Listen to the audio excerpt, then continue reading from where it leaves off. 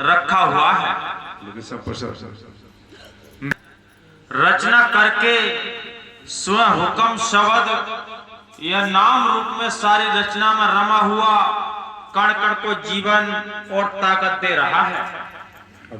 इसीलिए उसे राम कहते हैं, जिसका अर्थ है रमता सो रामा। वो राम सबके अंदर है, बाहर नहीं है। उसकी करंट है जो इस जीवन को चलाती है। आंखें देखती हैं उसके होते हुए, कान सुनते हैं, मुंह बोलता है, हाथ पर चलते हैं। वो करंट है उसकी जो चला रही इस बॉडी के लिए।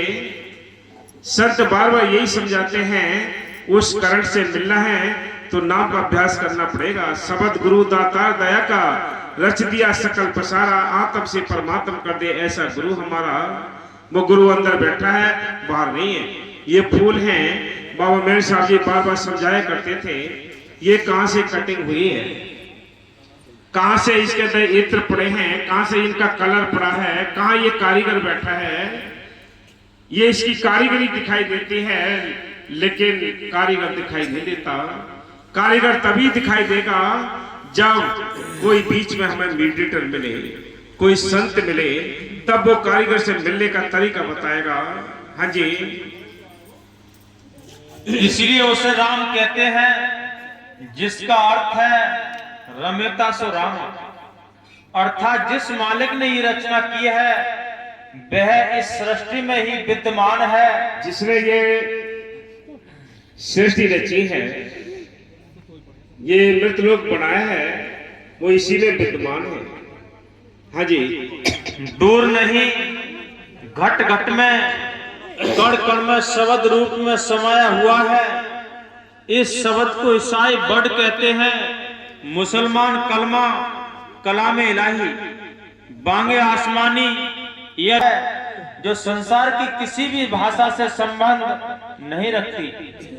वह शब्द न हिंदी, न पंजाबी, न फारसी, न अंग्रेजी और न किसी अन्य सांसारिक भाषा में है। न आंखों से देखा और ना ही कानों से सुना जा सकता है।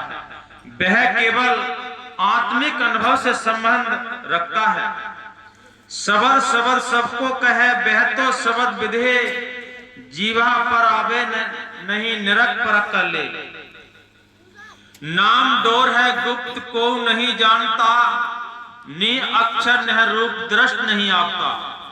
मौलवी रोम से फरमाते कि तुर्किस्तान व करत फारस, गोवा और अरब के लोगों ने इस आवाज या शब्द को बिना कानों और बिना होठों के जाना है। साहब साहब फरमाते हैं,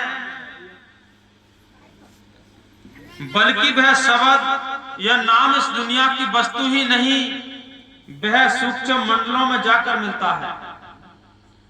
वह शब्द या नाम सारे जगत का करता है और सब खंड ब्रह्मांडों को एक नियम के अंदर चला रहा है। नाम के धारे सगले जन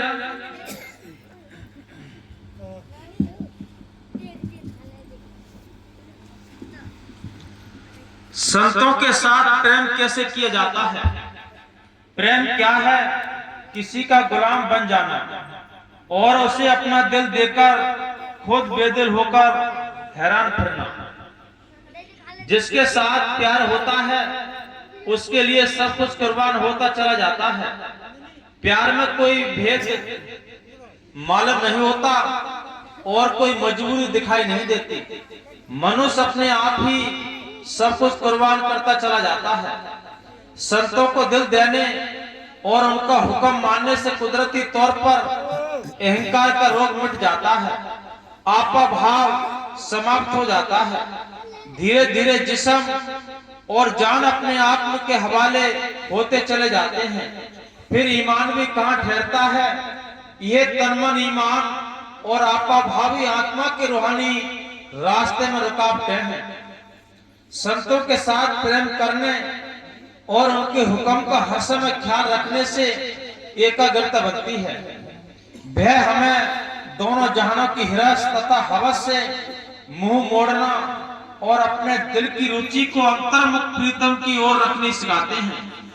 उनके हुक्म में चलने से दुनिया से बैराग पैदा होता है और मालिक का सच्चा प्रेम। हुक्म में चलने से सबसे बड़ी भक्ति के मार्ग में जो जुगत है वो हुक्म है। जिसने हुक्म मान लिया बस वो पार हो सकता है, बिना हुक्म के तो काल के घर जाना है। जैसे लक्ष्मण ने सीता के लिए एक रेखा खींची थी, क्या आप इस रेखा से बाहर ना जाएं? तो संत कहते हैं कि रेखा से बाहर जाकर देखो क्या हाल हुआ है। हाँ जी, उनके हुक्म में चलने से दुनिया से वैराग पैदा होता है। हुक्म में चलोगे मन काबू रहेगा, हुक्म को नहीं मानोगे तो ये समझो मन फैल जाएगा, ख्याल बिखर जाएंगे। ये बहुत कीमती वचन है। छोटी सी बात समझनी बड़ी मुश्किल है।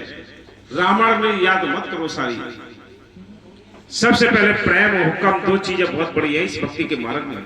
अगर ये आपके पास है तो इस मैदान में दृढ़ता से चलते रहो, अपनी मंजिल पे पहुंच जाओगे। हाँ जी, और मालिक का सच्चा प्रेम जाग पड़ता है। नामे प्रीत नारायण लागी, सहज सवाई भय बैरागी। जब इस दुनिया और आखिरत परलोक के सब ख्याल निकल गए तो आत्मा तत्काल स्थूल शरीर को छोड़कर सूक्ष्म मंडलों में प्रवेश कर जाती है। हम तो देखो साफ कहते हैं, साथ संगत के सेवादार हैं। जो कुछ करना है, जो कुछ बोलना है, जो कुछ आप सबको समझाना है, वो बाबा मेहर साहब जी और बाबा बकीर साहब जी का खेल है। अपने कोई औकात नहीं हम किसी को कुछ समझा सके या बोल सके, सब खेल बाबा जी का है। हाँ जी, वहां पर सतगुरु संतों के स्वरूप में आकर खड़ा हो जाता है। सारे काम करता है वो मालिक, उसके हवाले अपनी नाम छोड़ के देख लो। हाँ जी, तथा वह स्वरूप इसको सच्चे शब्द या नाम के साथ जोड़ देता है। शब्द में चुंबक अपने असली भंडार में पहुंचा देती है। वही बड़ाई शब्द की जैसे चुंबक भाव, बिना शब्द नहीं उबरे केते करे उपाओ। श्री गुरु नानक साहब फरमाते हैं, मालिक को प्रकट करने और उसके भक्ति के भंडार से हिस्सा लेने के लिए संतों और गुरुमुखों के साथ प्यार करने की हिदायत करते हुए, संतों और गुरुमुखों से, संगत से, आश्रम से जितनी प्रीत करोगे उतने ख्याल तुम्हारे परमार्थी बनेंगे। संत कहते हैं बाबा जी ने लिखा है, क्या लिखा है कि अगर तुम डेरे की भी चिंता करते हो, उसकी सोच रखते हो, संगत की सोच रखते हो, डेरे की सोच रखते हो, ये भी आपका सिमरन है,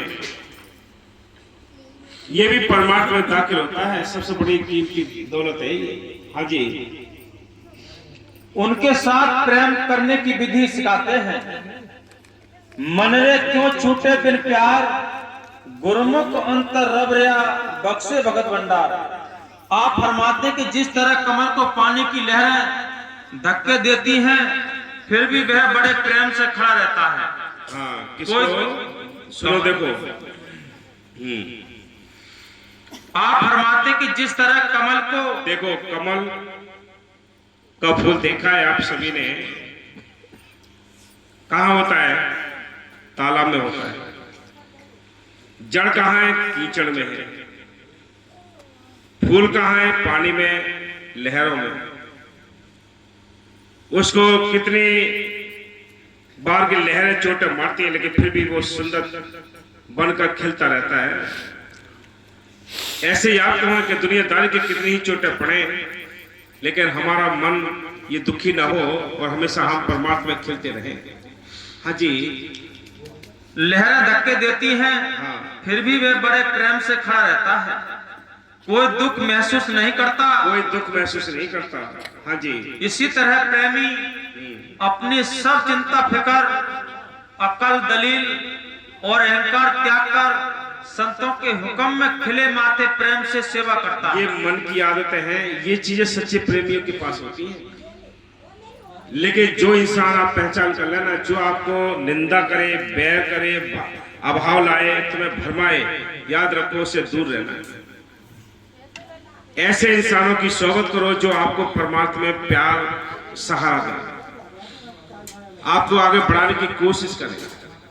वो आपके हितैषी हैं, वो आपके हिमाती हैं, बाकी दूर करने वाली तो दुनिया है।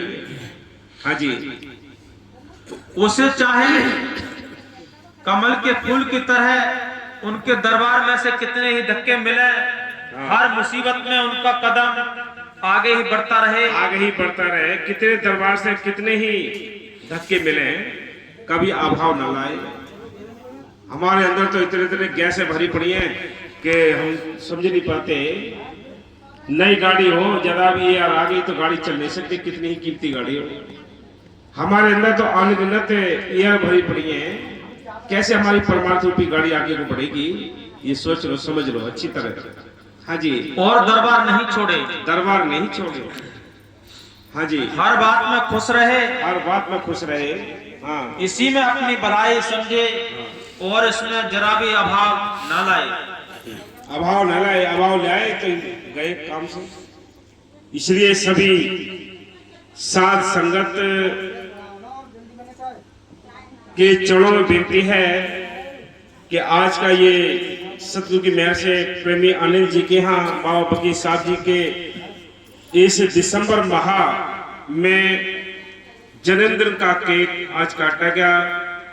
दूर दराज देश विदेशों में बैठे हुए सभी साध संगत के लिए, हिंदुस्तान की जितनी साध संगत है उसके लिए, यहाँ बैठे हुए सभी के लिए बाबा बकीर साहब जी के इस जन्मदिन भंडारे की सभी को लख लख बधाइयाँ। सतगुरु हम सब पर अपने दया मेहर बख्शता रहे।